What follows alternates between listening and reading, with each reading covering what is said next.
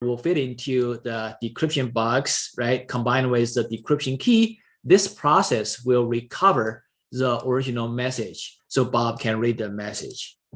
All right. So this is kind of an overall framework that is popularly used in the cryptography. Basically, if you study any cryptography techniques, you will look into this model once and once again. You will, just look at those names: Alice, Bob, and Eve. All right.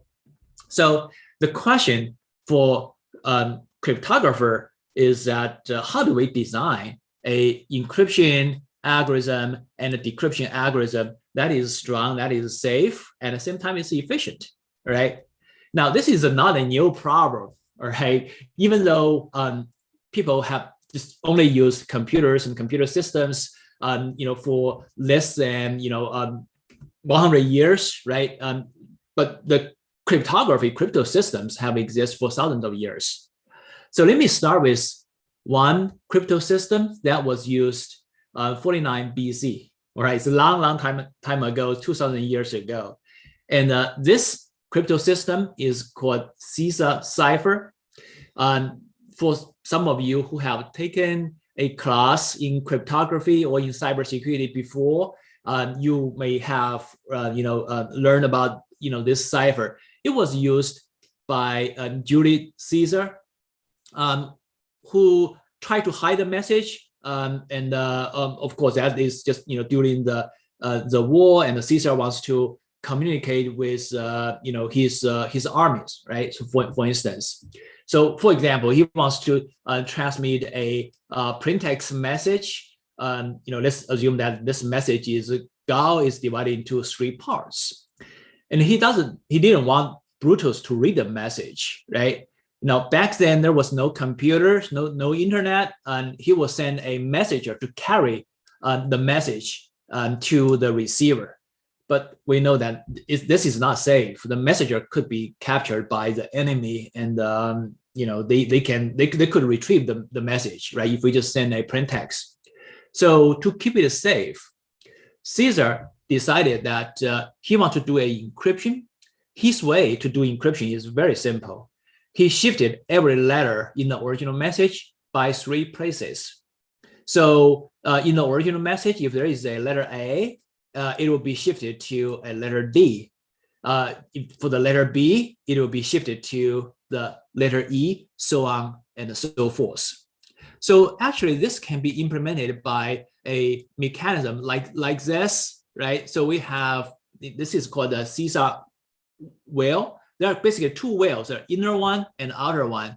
The outer whale stands for the original plaintext message, and the inner whale is basically a mapping to the ciphertext. So as we mentioned here, Caesar shifted every letter by 3 places, right? So looking at the plaintext letter A, it will be shifted to the letter D.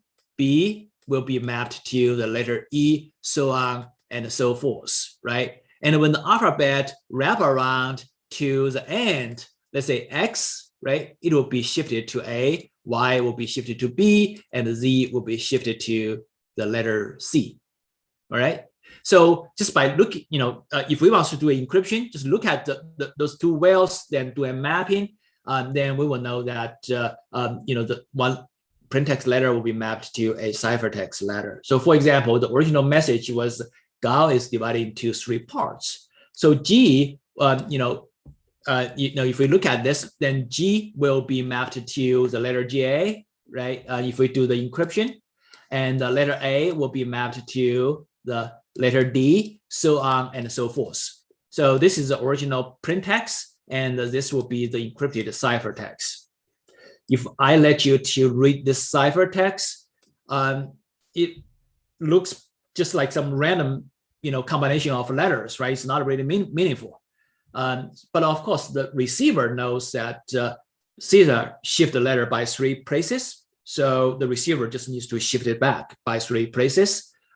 In that way, it can just take the ciphertext to recover the original plaintext message. All right. So this is how Caesar did the encryption. it's very simple and straightforward. It's one of the first, crypto systems and popularly used back then. This is not secure according to our current standards, right? Nobody uses this one in our current computer systems. Do you know why? The reason is that it's so easy to be broken. It cannot pass the crypto analysis.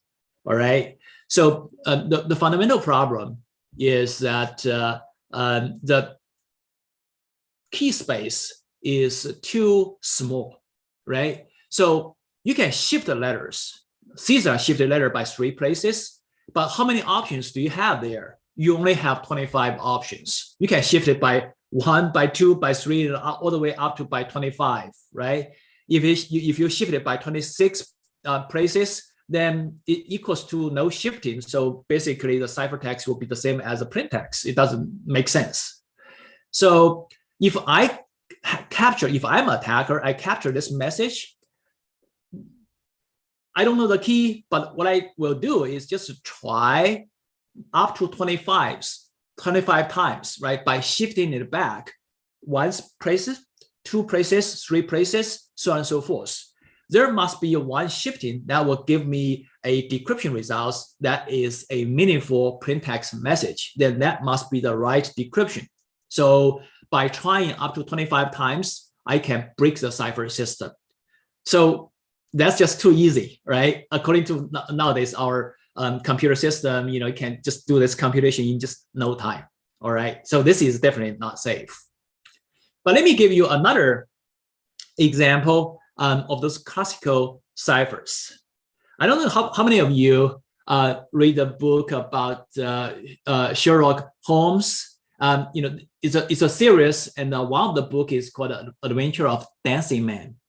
Now, in this book, the authors described a secret way to write encrypted messages. And this encrypted message is represented by a series of dancing mans as shown right here.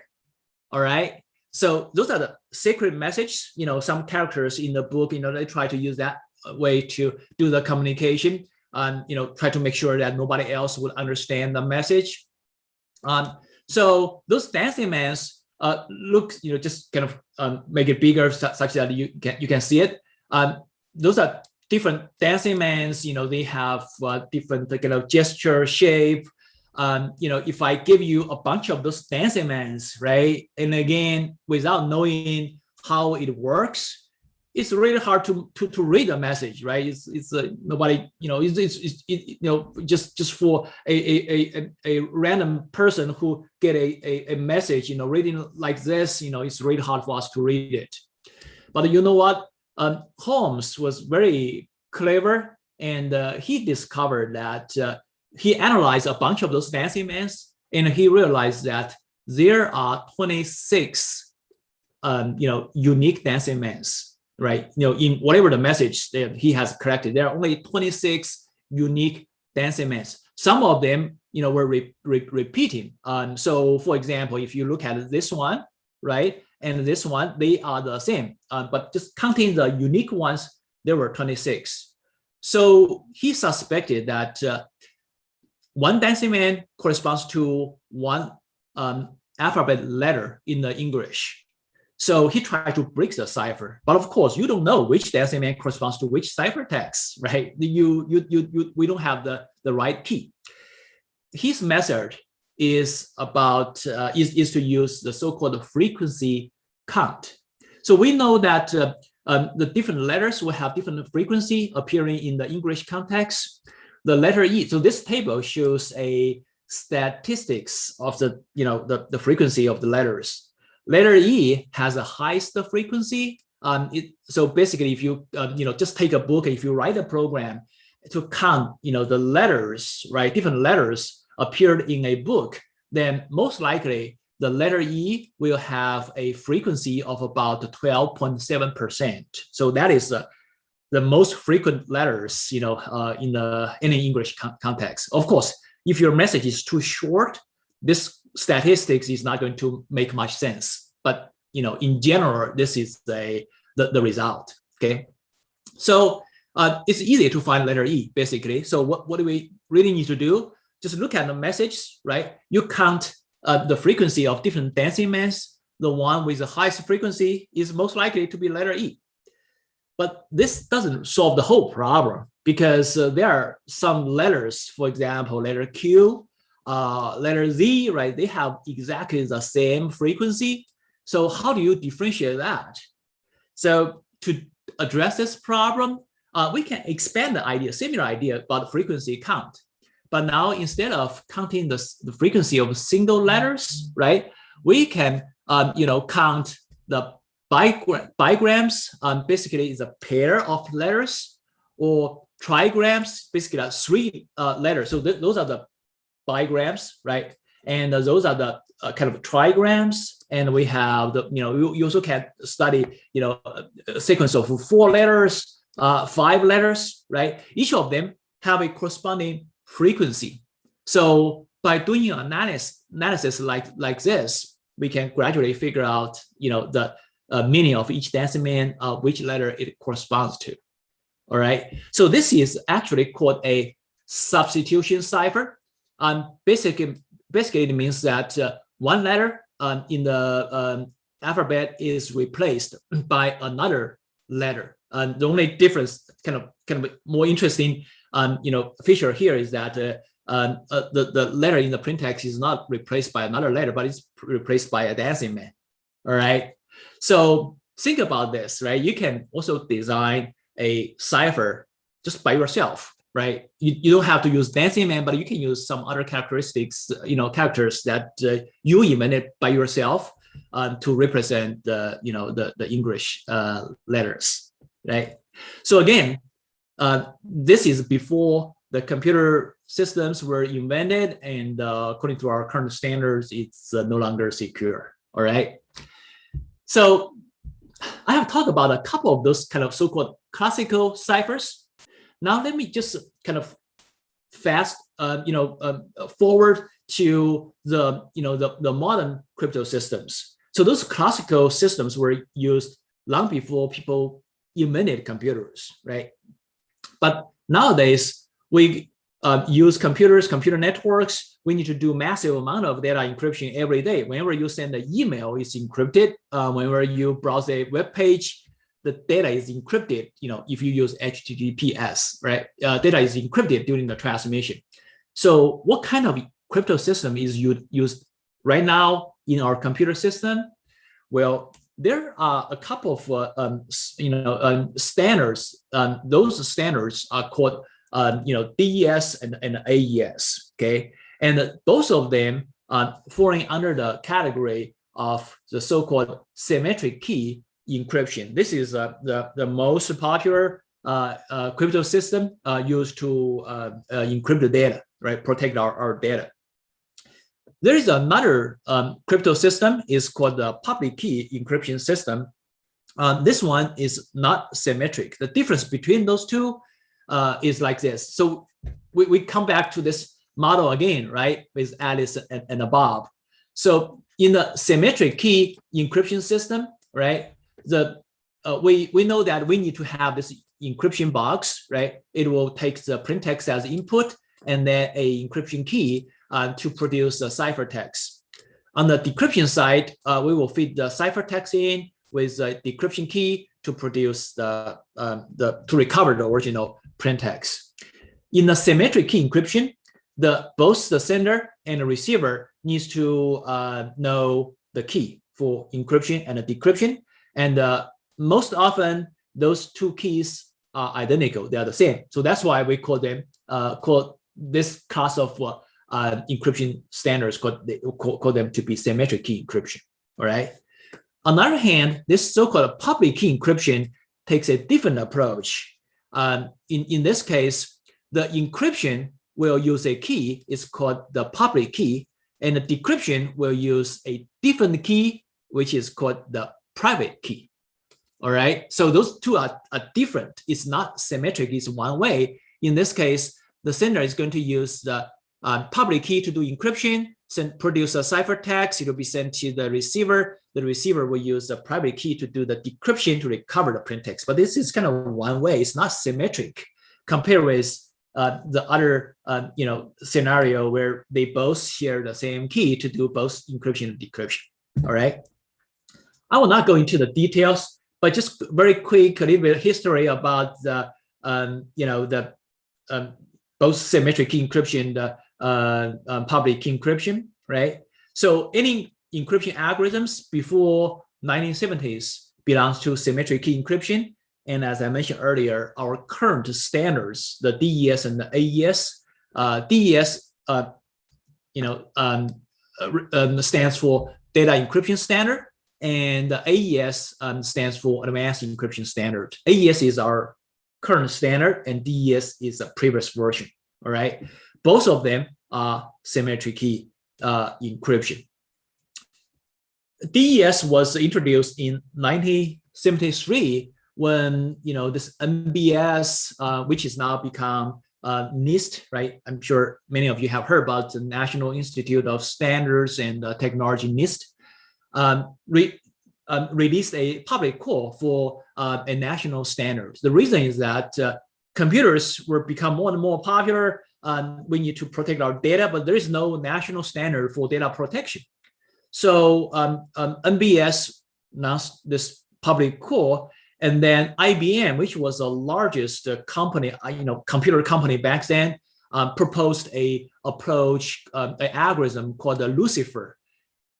NBS doesn't know how to evaluate Lucifer, so NBS forwarded this algorithm to National Security Agency, NSA. NSA has many experts in cryptography. They did the evaluation and made some minor modification, returned to NBS. That essentially become the DES algorithm. It's popular, for a number of about 20 years. Okay, but since 1975, as soon as the standard was kind of released, there were some concerns about DES. The primary concern was about the key size. It used a key size of 56 bits, which was considered to be too small. And later on, it was proven to be just too small, especially with the increase of our computing speed, right? And also, there was an interesting concern about the NSA's involvement in the development of the DES. People worry about that the NSA may have planned a trapdoor in the algorithm such that no matter what kind of key you use to do encryption, NSA can always decrypt the message. That's kind of scary, right? But there are also other rumors saying that, actually IBM planted a backdoor in Lucifer. NSA find a problem and fix that problem. So there were different those interesting discussions. But the fundamental problem to have those kind of controversy discussion is just because the design of DES was not completely open. There's part of the design which looks pretty strange, and the people don't understand why it's designed in this way. So that problem was fixed later in AES. So in 1997, right, NIST put out another call for the new algorithm to replace DES. And there were a number of responses. The research community of people basically who work in the cybersecurity field evaluate comment on those algorithms. At the end, an algorithm called Region was a winner. Basically, it becomes advanced encryption standard, which has remained as a standard until now. So as you can see that even though the computer field is advancing so fast, but those good designs, right, remain for a long time. They have very long lifetime. How long can your computer be used? You use your computer just a few years and it has to replace to it by another computer. But look at this algorithm, the AES, right? It stayed there for 20 years. And so far it's still a good standard that protect our information. So I don't want to go into the details of the design of the AES, but at a very high level, I don't know if any of you play cards, the poker cards. When you got a stack of poker cards, before you play any game, right? You got a stack of poker cards. The first thing you need to do is to shuffle those cards, right? To make it as random as possible, so no player can predict what is the next card. That's exactly the same thing that AES is doing. So getting a kind of a plain text message, right, with 128 bits a block of data.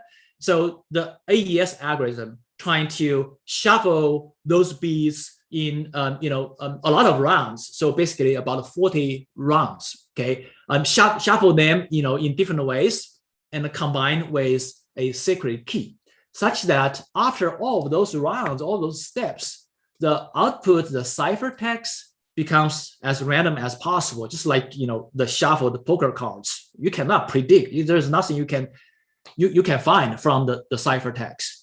But this whole shuffling process can be totally reversed if I have the key, right? This is kind of different from the shuffling of the poker cards. So the receiver who knows the key can take the ciphertext, reverse all the steps to recover the plain text, right? So I don't want to go into the details of the algorithms, but hopefully that gives you a a kind of a basic idea. All right.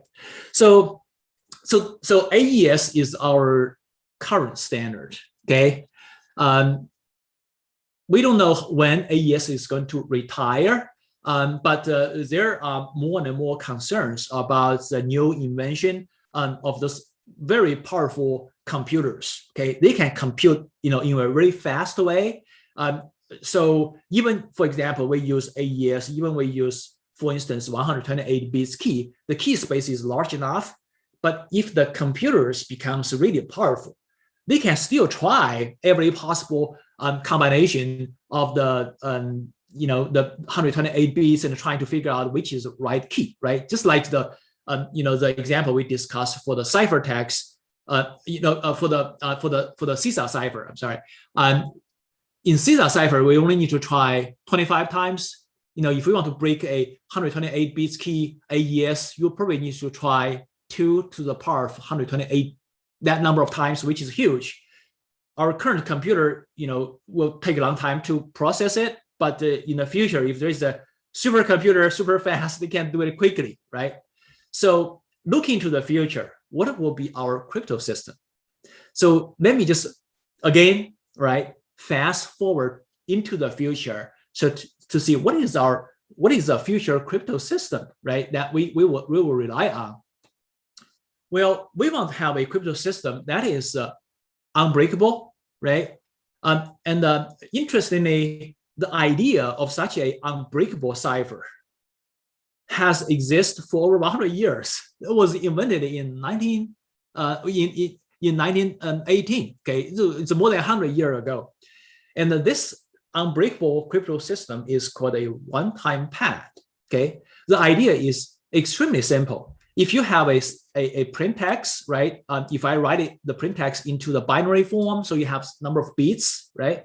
So the encryption is done in this way. I generate a key, and I do a exclusive OR between those two. If you have not heard about exclusive OR, then basically this is just a summation, okay, between those two, and then that will produce the ciphertext. This is encryption. Decryption is just a reverse process. All right.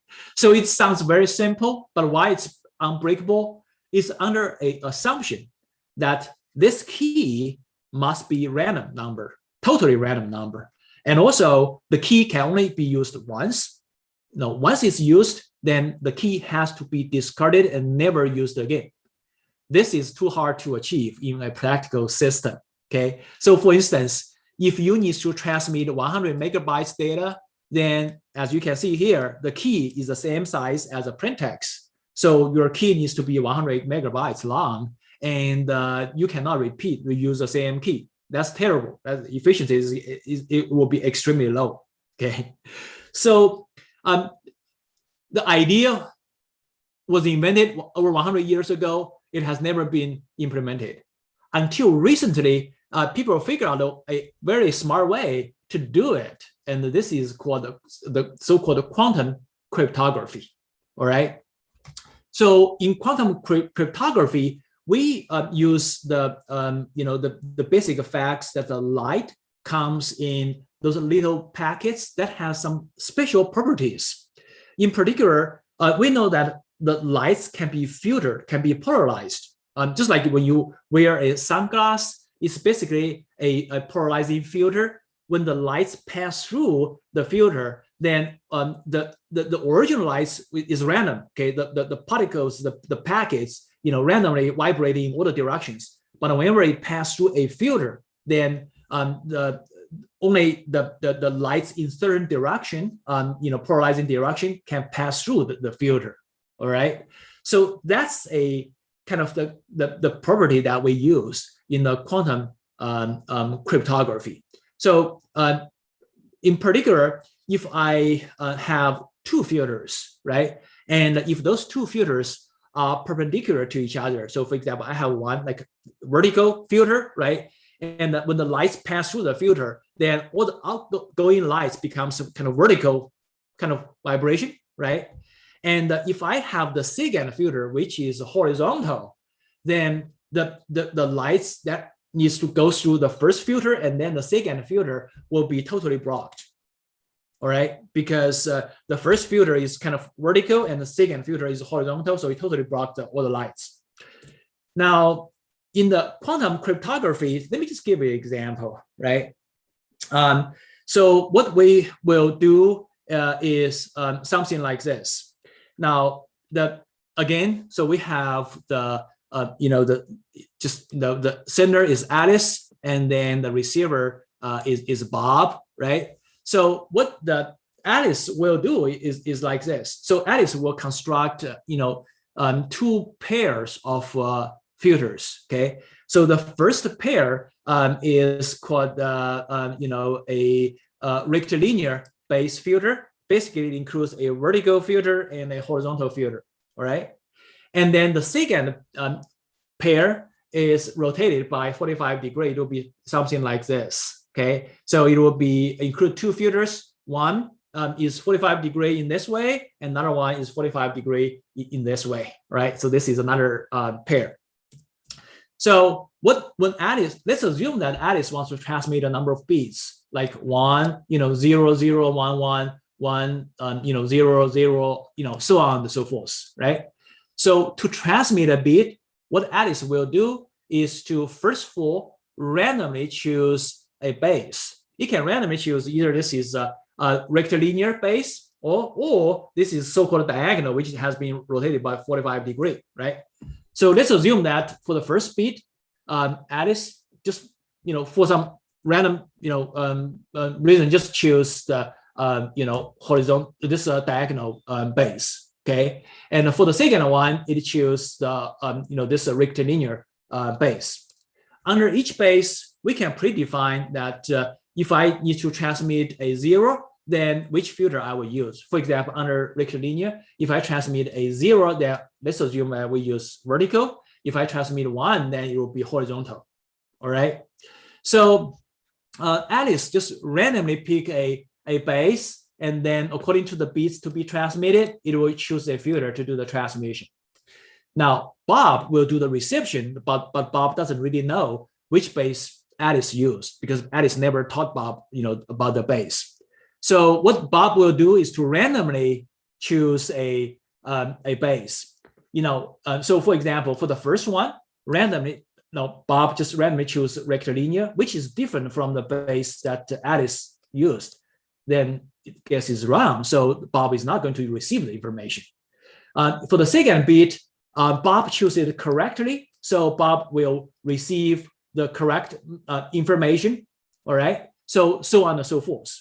So at the end, in average, right, as you can see that Bob will guess 50% of those bits correctly, and Bob is going to just use those bits to receive the message, right? We remember that there is a attacker, right, Eve, that can intercept a message. The attacker, Eve, has no prior knowledge about the base that Alice, tried to use. So the best thing the attacker could do is the same as Bob, just randomly guess, randomly choose a base. Unfortunately, the attacker, here we call her Trudy, will never choose, exactly the same base as Bob. So for some of those, correctly received bits by Bob, right? If you look at some of those bits, the attacker may guess it correctly. So in that case, the attacker will get a correct 0 in this case. Maybe the second bit is also correct. But in some other cases, the attacker just guessed it wrong. So in this case, Bob chose a diagonal base, but Trudy only choose a rectilinear base. So it will not receive the information. All right. The interesting fact in the quantum communication is that nobody is able to receive all of those light signal and record the signal later on to do a analysis. So it has to do it online. Okay. So if the light signal pass through the filter, if it's correct, then good news, you get the information correctly. Otherwise, it just lost the information. So because of this, right? So the attacker Trudy can never recover the full message transmitted by the sender. This will guarantee that Alice and Bob will be able to successfully negotiate this key, this random key, and this key will always negotiate it right before the data transmission, and it will be used only once and then get discarded. Okay, I know this is a lot of information, and apparently I'm approaching the end of my kind of 40 minutes time. But I just want to let you know that there is a lot interesting topics to study in cryptography. It's super important, and it's a basis for many crypto systems. And of course, knowing cryptography does not solve all the problems. We have seen that there are so many attacks coming out every year. But cryptography is a foundation, is a base. Okay, and if you interested in become a cyber professional in the future, this is a very exciting field. There are so many new technology coming out every year. So whenever there's a new computer system, software or hardware rolling out, right, it comes with a new vulnerability. There are possible new cyber attacks. So very exciting and a fast evolving field. And people have done study, in the recent years and find out that the unemployment rate of the cyber professional is just 0 because there is such a high demand there, right? So let me skip some of those slides, but there is one slide I want to share with you. If you are interested to know a little bit more about the cyber, ODU actually offers a June Cyber Summer Camp. It will be next month. There are 2 sessions, and it's totally free. It's sponsored by NSA, and I think the participants also get some robot kits or something like that. You can bring back home and exercise those systems. So you will not only learn the cyber techniques, right, during this 1 week camp, but also you will bring home some tools that you can play with. So there is a link right here. If you are interested in that, you can just go to the website and find out more information. All right. So let me just stop here. I know a lot of information, and if you have any questions, and here I know I start to see some messages in the chat. I can quickly go there to check out. Sure. Well, thank you, Dr. Wu, for a wonderful introduction to cybersecurity principles. And one thing to note, which you were talking about, the employment rate for cybersecurity, is that if you decide to pursue a career in cybersecurity, there are actually more jobs available than professionals who are trained in cybersecurity. So if you have any interest in this, I would encourage you to consider it because it is an area of high need globally. And I know that with your work, you can surely make a difference. And so, Dr. Wu, we do have a few questions from our audience. And for those of you that are still listening, we encourage you to submit your questions via the Q&A box, and we will answer as many as time allows.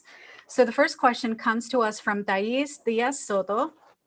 And she says, why has cybersecurity been taking such heavy blows recently? Have any changes been made in security systems that have made it weaker, or are there new methods to hack? Very good question. Excellent question. Right. So we have seen the investment on cybersecurity throughout the years, but it seems that we are at the same time we see more and more attacks happening every year. The primary reason is because people, right, in general, the human society relies more and more on the cyber systems. So we have new software, hardware rolling out every year. And in the past, we only kind of count on our computers, but nowadays there are a lot of more tiny devices, the computer, programmable devices embedded in our ambient environment, in our power systems, in our smart home environment, in the factory. So all of them can become the target of cyber, attackers.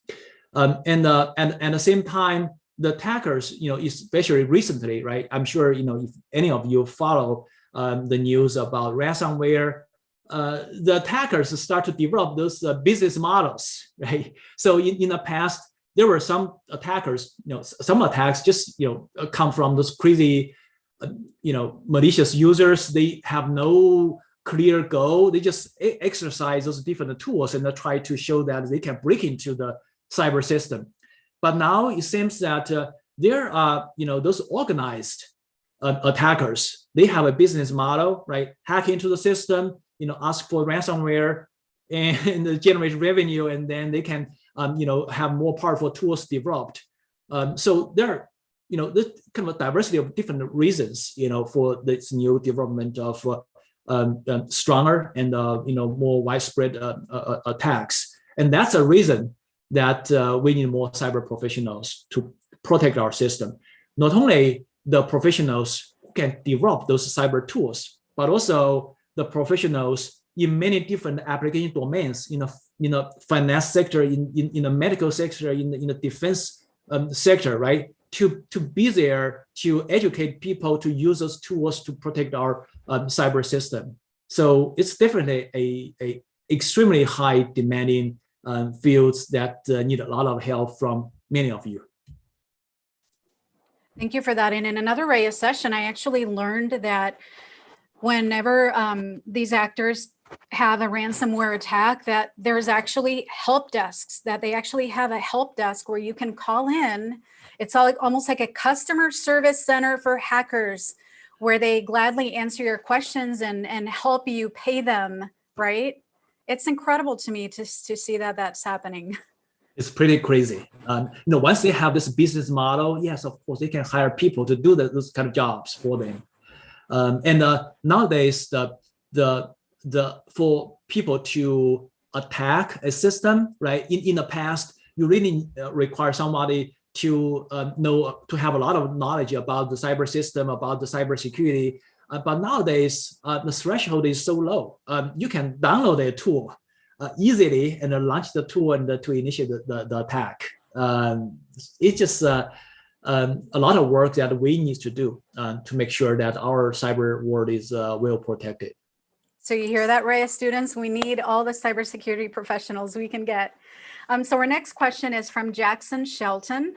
And the student would like to know, for symmetrical encryption, how do both users have the same key? That's a fantastic question. You know what? That's a page actually I skipped. That's a question I wanted to ask you. So basically, in the symmetric encryption, both sender and the receiver needs to agree on the same key before they can communicate with each other, right? But you know what?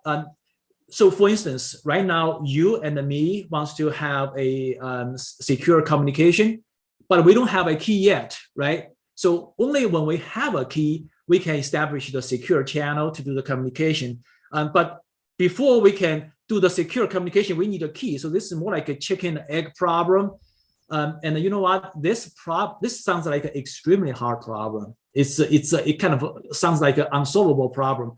But it's interesting that there is a very interesting solution to this very hard problem. And this solution is a public key encryption. So this public key encryption allows, for example, me to announce a public key, just publicly announce a public key out there. You can use my public key to do a encryption and send the message to me. So for example, you can suggest a key, use my public key to encrypt it and then send it to me. I have a secret key that I hold only for myself. Nobody else in the whole world knows that. I can use the secret key to decrypt the message and to recover that message. That will be the key we can use for the symmetric key encryption, right? There are a lot of details I can discuss, but just give you a non-technical example, right? So for example, I want you to deliver a secret mail to me, right? But we don't trust UPS, we don't trust the FedEx. What I could do is like this. I hold a key, I have a padlock, okay? And I have a box, okay? I can just ship the box and a unlocked padlock to you. There is no secret information involved. Once you get that, you put your secret mail into the box, close it, you lock the padlock. Only I has a key to unlock the padlock, right? You ship the box to me. Nobody can break the box, right? So you ship it to me. I have the key. I open it. I will get a message. It doesn't require any pre-negotiation, anything, right? Great. Well, thank you so much for answering these questions. Unfortunately, that's all the time we have. I see that there are still a lot of questions that remain unanswered. So perhaps we can twist your arm and invite you to come back to Ray, as it seems like this is a subject that we can definitely explore more and more in depth. So thanks again to our wonderful audience for attending this session. And thanks to you, Dr. Wu, for enlightening us about all things cybersecurity. We hope to have the opportunity to meet with you again soon. Thanks, everyone. All right. Thank you, Jimon. And thank you, everybody, for attending this session. All right. Bye. See you soon. Bye.